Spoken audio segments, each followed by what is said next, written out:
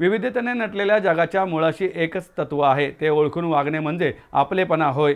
तोच समाजाचा स्थायी भाव आहे. आपलेपणाच्या सूत्रात सगळ्यांना गुंफणे हेच राष्ट्रीय स्वयंसेवक संघाचे काम आहे. माणूस आपलेपणाकडे झुकला तर देवरूप होतो. एकांतामध्ये आत्मसाधना आणि लोकांती सेवा परोपकाराचे कार्य करणारे आदर्श समाजात आहेत, असं राष्ट्रीय स्वयंसेवक संघाचे सरसंघचालक मोहन भागवत यांनी सांगितलंय. आयुर्वेद भास्कर कैलासवासी वैद्य परशुराम वैद्य खडेवाले तथा दादा यांच्या उत्तुंग जीवन कार्याचा आढावा घेणाऱ्या दर्शन योगेश्वराचे आयुर्वेद भास्कर दादा वैद्य खडेवाले या चरित्र ग्रंथाचे प्रकाशन बालगंधर्व रंगमंदिर येथे आयोजित कार्यक्रमात झाले. यावेळी सिम्बायोसिस आंतरराष्ट्रीय विद्यापीठाचे कुलपती पद्मभूषण डॉक्टर श्यामभाऊ मुजुमदार, वैद्य विनायक परशुराम वैद्य खडेवाले, संगीता विनायक वैद्य खडेवाले, डॉक्टर राजीव ढेरे आदी उपस्थित होते. तसेच पुण्यासह संपूर्ण महाराष्ट्रातील आयुर्वेद संशोधन आणि राष्ट्रीय स्वयंसेवक संघाशी निगडीत अनेक मान्यवर कार्यक्रमाला उपस्थित होते. मोहन भागवत म्हणाले, महापुरुषांच्या वाटेने जायला सामान्य माणूस कचरतो, मात्र आपलेपणाची वाट चोखाळणाऱ्या माणसांना तो आप्त समजतो. या आपलेपणानेच सर्वांचे जीवन उजळून निघावे, त्यासाठी कर्तृत्व खर्च करून स्वतःचे जीवन उजळून टाकण्याची प्रेरणा समाजाला पुढे नेते. त्यातूनच समाजाचे परिवर्तन घडते, असा विश्वास डॉक्टर भागवत यांनी व्यक्त केला. डॉक्टर श्यामभाऊ मुजुमदार म्हणाले, आयुर्वेद शास्त्रात पुणे हे नेहमीच अग्रगण्य राहिले आहे. आयुर्वेदाचे अनेक जाणकार आणि ज्यांनी आयुर्वेदासाठी आयुष्य वेचले अशा दिग्गज व्यक्ती पुण्यात आहेत. पुण्यात आजमितीस 30 विद्यापीठे आहेत. आयुर्वेद शास्त्राची ही मोठी परंपरा पुण्यात असूनही पुण्यातच काय महाराष्ट्रात आयुर्वेदासाठी विद्यापीठ नाही, अशी खंत त्यांनी यावेळी व्यक्त केली. विनायक खडीवाले म्हणाले, आयुर्वेद समाजसेवा संशोधन यासह जनकल्याण रक्तपेढी, जनकल्याण नेत्रपेढी, हरिपरशुराम औषधालय, कारखाना व दवाखाना, निराधार मुलांकरता आधार केंद्र, सावित्रीबाई फुले पुणे विद्यापीठामध्ये औषधी वनस्पती उद्यान उभारणी, निराधार महिलांकरता वंदनीय ताई आपटे महिला विकास प्रतिष्ठान अशा अनेक संस्थांची उभारणी दादांनी केली आहे. त्यांनी आयुर्वेद व राष्ट्रीय स्वयंसेवक संघाविषयीच्या 100च्या पेक्षा जास्त पुस्तके लिहिली. विविध क्षेत्रात दादांचे मोठे कार्य आहे, ते या माध्यमातून समाजासमोर आणण्याचा प्रयत्न आहे. संघाचं जर वर्णन करायचं असेल एका शब्दात, तर आपलेपणा हा शब्द आहे.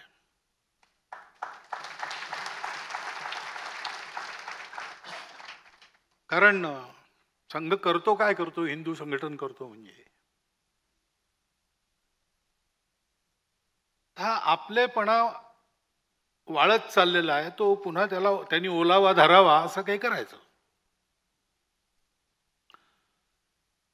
कारण सगळं जग त्याच्यावर चालतं. तर संघ काय करतो, समाजाला आपलेपणाचा विसर पडत चाललेला आहे त्याची आठवण करून देतो.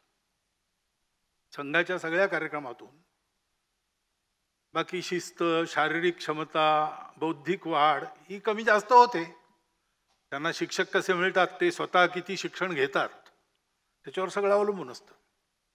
पण एक गोष्ट पक्की असते की तो आपलेपणाने लोक आपल्याशी वागतात याचा अनुभव घेऊन लोकांशी आपलेपणाने वागणारा बनतो. हेच संघाचं काम आहे. आपलेपणाच्या सूत्रात सगळ्या हिंदू समाजाला बांधायचं. आणि हिंदू समाज हे काम हिंदू समाजाने स्वतःहून स्वीकारलेलं आहे की या सगळ्या जगाला आपलेपणाच्या सूत्रात बांधायचं.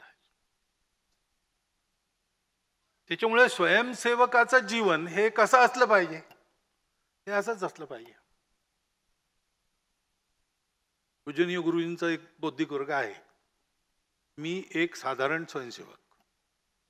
बहुतेक महाराष्ट्राच्या प्रांत बैठकीत झालेलाच बौद्धिक वर्ग तो असावा. त्याच्यात त्यांनी जे म्हटलेलं आहे स्वयंसेवकाला,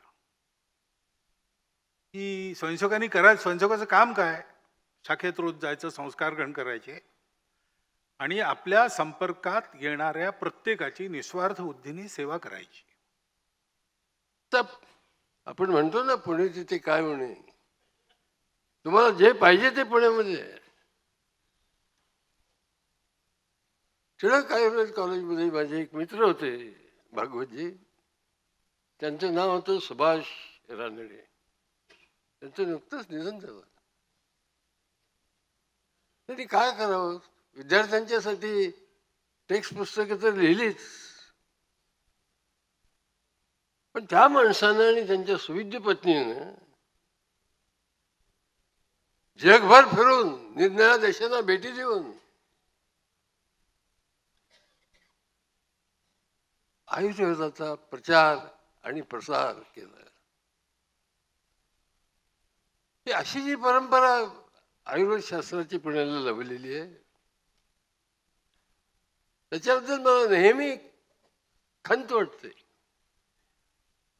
पुण्यामध्ये अनेक विद्यापीठ आहेत. भागवत साहेब, पुण्यामध्ये 30 विद्यापीठ आहेत. 30. अहो, पूर्वी एक कॉलेज काढलं तरी लोकांना कौतुक वाटायचं. आता लोक नवीन कॉलेजेस काढत नाहीत, नवीन विद्यापीठ काढतात.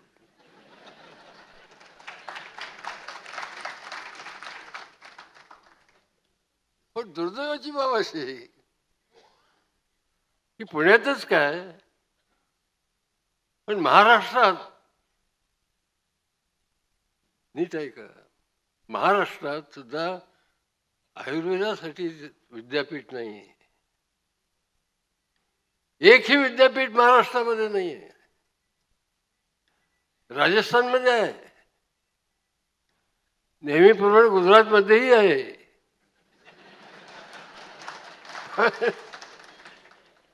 महाराष्ट्रात ते विद्यापीठ नाही.